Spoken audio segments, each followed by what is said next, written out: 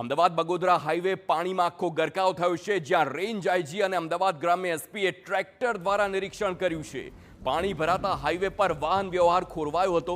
ગ્રામ્ય વિસ્તારમાં પણ પાણી ભરાતા લોકોને રેસ્ક્યુ કરવામાં આવી રહ્યા હતા, પરંતુ આ બધાની વચ્ચે રેન્જ આઈજી અને અમદાવાદ ગ્રામ્યના એસપી ટ્રેક્ટર પર નિરીક્ષણ કરતા જોવા મળ્યા છે। આ દ્રશ્યો આપની સ્ક્રીન પર છે કે જ્યાં રેન્જ આઈજી અને એસપી ખુદ ટ્રેક્ટરમાં સવાર છે અને અલગ અલગ વિસ્તારમાં તે લોકો જઈ રહ્યા છે, કારણ કે નિરીક્ષણની વાત હોય અને છેક અંતરિયાળ વિસ્તારમાં જવાનું હોય તો અત્યારે ટ્રેક્ટર એકમાત્ર સાધન છે કે જેના થકી તે લોકો અંદર સુધી જઈ શકે છે। આ જુઓ કે જે પોલીસના ઉચ્ચ અધિકારીઓ છે તે લોકો પણ હવે ગ્રાઉન્ડ લેવલ પર ઉતરીને હવે કામગીરીમાં જોડાઈ ગયા છે, કારણ કે સ્થિતિ હવે વિકટ બની રહી છે અને સાથે જ લોકોને આ લાઉડસ્પીકરના માધ્યમથી ટ્રાફિક ક્લિયર કરવાની પણ સીધી જ સૂચના આપવામાં આવી રહી છે।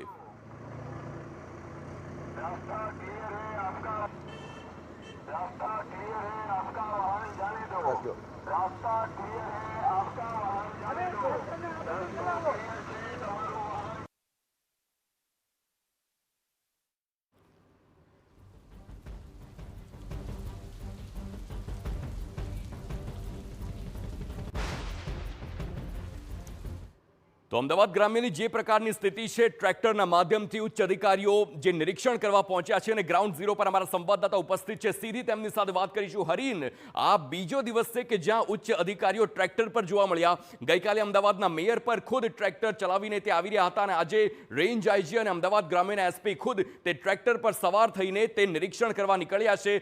તે વિસ્તારના દ્રશ્યો બતાવો, આપ કયા વાહન પર સવાર છો તે બતાવો અને અત્યારની શું સ્થિતિ છે, શું કહી રહ્યા છે અધિકારીઓ?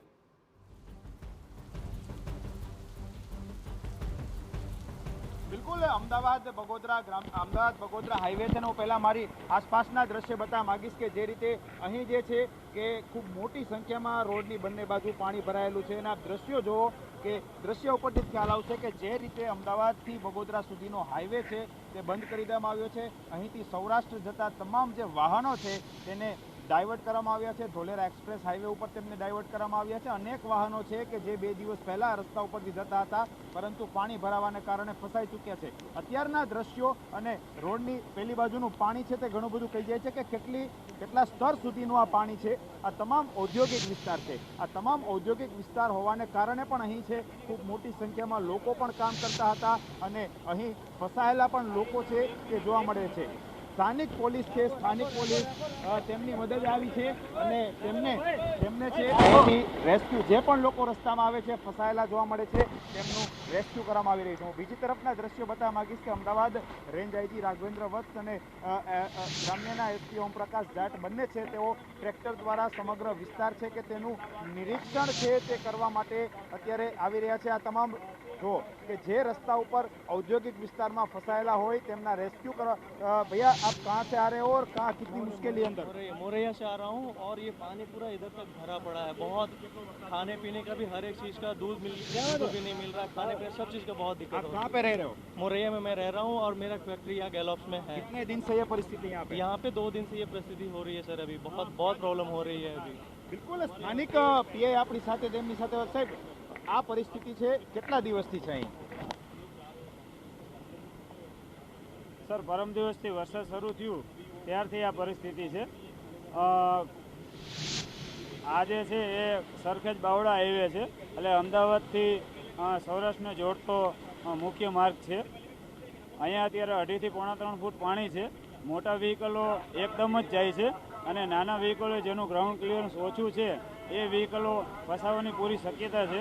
તો જાહેર જનતાને અપીલ કરીએ છીએ કે જે અમદાવાદથી સૌરાષ્ટ્ર તરફ જાય છે તો ધોલેરા એક્સપ્રેસ વે થઈ બગોદરા થઈ અને સૌરાષ્ટ્રમાં જવું અને બિનજરૂરી આવાગમન ના કરવું તેવી જાહેર જનતાને વિનંતી। સ્થાનિક પોલીસ પહેલે દિવસથી કામમાં જોડાયેલી છે। એનડીઆરએફ, એસડીઆરએફ, આ તમામ રેસ્ક્યુ ઓપરેશન હોય, લોકોને બચાવવાની કામગીરી અથવા તો સ્થળાંતરની કામગીરી, કેટલા કલાકથી આ કામગીરી ચાલુ છે, કેટલો સમય થયો? હા, પરમ દિવસથી વરસાદ શરૂ થયું ત્યારથી લઈ અને અત્યાર સુધી આ કામગીરી સતત ચાલુ જ છે। અને અંદાજે કેટલા લોકો એવા હશે કે તમને સ્થળાંતર કર્યા હશે, બચાવ્યા હશે, ગ્રામ્ય વિસ્તાર કે હાઈવેમાં? મારા જાંગોદર પોલીસ સ્ટેશનની વાત કરું તો 110 લોકોને હાલ સ્થળાંતરિત કરેલ છે ચાતરાવડી વાસણામાં।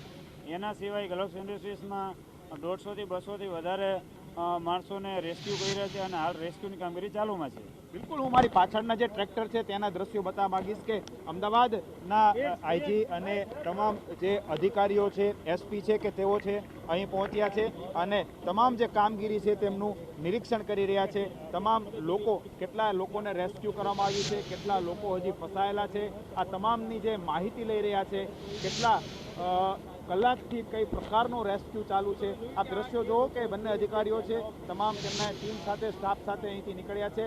એનાઉન્સમેન્ટ સિસ્ટમ પણ સાથે રાખવામાં આવી છે કે કોઈ પણ વાહન છે તે રસ્તામાં ઊભે નહીં, કેમ કે રસ્તો બિલકુલ ક્લિયર છે અને મોટા વાહનો છે અને ખાસ કરીને ઇન્ડસ્ટ્રીયલ એરિયા છે એટલે આસપાસના જે ઔદ્યોગિક વિસ્તારમાં જે પણ ફેક્ટરી કારખાના મોટા આવેલા છે તેમના જે કર્મચારીઓ છે, તેમના જે લેબર છે તેમને ઘરે પહોંચાડવા સુધીની વ્યવસ્થાઓ કરવામાં આવે છે, કેમ કે તમામ જગ્યાઓ પર પાણી જ પાણી છે તે જોવા મળી રહ્યું છે અને તેને જ કારણે હવે એનડીઆરએફ, એસડીઆરએફ અને આર્મી તો પરંતુ છેલ્લા 48 કલાકથી વધુ જે સ્થાનિક પોલીસ છે તેના દ્વારા કાર્યવાહી છે તે શરૂ કરવામાં આવી છે. રસ્તા ઉપર જે પણ લોકો મળતા હોય છે, જેમને મુશ્કેલીઓ હોય છે અથવા તો આસપાસના ઔદ્યોગિક વિસ્તારમાં જે પણ લોકો ફસાયેલા હોય છે કે જે ઘરે જવા માગતા હોય છે તેમને લોકો છે સ્થળાંતરિત કરાવે છે, તેમનું રેસ્ક્યુ કરાવે છે અને છેલ્લા 2 દિવસથી પોલીસ દ્વારા આ જ પ્રમાણેની કામગીરી છે તે કરવામાં આવી રહી છે. જી, સમગ્ર માહિતી બદલ, પરંતુ સાવચેતી આપ અને આપની ટીમ પણ રાખજો, કારણ કે આપની સલામતી પણ એટલી જ જરૂરી છે, કારણ કે આ અહેવાલ સતત ગુજરાત સુધી આપણે પહોંચાડવાના છે. એટલા માટે જ આ ટીમ અમારી TV9ની આપ જુઓ કે જ્યાં ટ્રેક્ટરમાં સવાર થઈ આખો અહેવાલ આપને દર્શાવ્યો અને કેવી રીતે પોલીસ અત્યારે કામગીરી કરી રહી છે. ટ્રાફિક ક્લિયરન્સની વાત હોય, લોકોના રેસ્ક્યુની વાત હોય, એ તમામ વસ્તુ અત્યારે પાણીમાં ઉતરીને ખુદ પોલીસના અધિકારીઓ કરી રહ્યા છે અને સાથે જ અમારી ટીમ પણ પળે પળની અપડેટ અલગ અલગ વિસ્તારોમાંથી આપના સુધી પહોંચાડી રહ્યા છે. આ અમદાવાદ ગ્રામ્યના વિસ્તારના દ્રશ્યો આપે જોયા. આ પહેલા પણ અમારા સંવાદદાતા નરેન્દ્ર રાઠોડે પણ આવી જ રીતે ટેન્કર પર ચડીને અમારી ટીમે આપને અહેવાલ દર્શાવ્યો હતો કે કેવો ટ્રાફિક જામ સર્જાયો છે અને આ બધાની વચ્ચે હવે ચાલતા ટ્રેક્ટરમાંથી અમારી ટીમ આપને અહેવાલ દર્શાવી રહી છે. એટલે વાત સ્પષ્ટ છે કે અત્યારે જે પ્રકારનો વરસાદ છે, ટીમો કામે લાગી રહી છે. દેવદૂત બનીને આવેલા એ તમામ પોલીસના અધિકારીઓ હોય, એનડીઆરએફ હોય, એસડીઆરએફ હોય, ભારતીય સેનાના જવાન હોય, તેમની માત્ર એક પ્રાથમિકતા છે કે જે લોકો ફસાયેલા હોય તેમને રેસ્ક્યુ કરવામાં આવે, તેમને બચાવી લેવામાં આવે અને સાથે જલ્દી પાણી ઓસરે તે પ્રકારની પણ અત્યારે પ્રયત્ન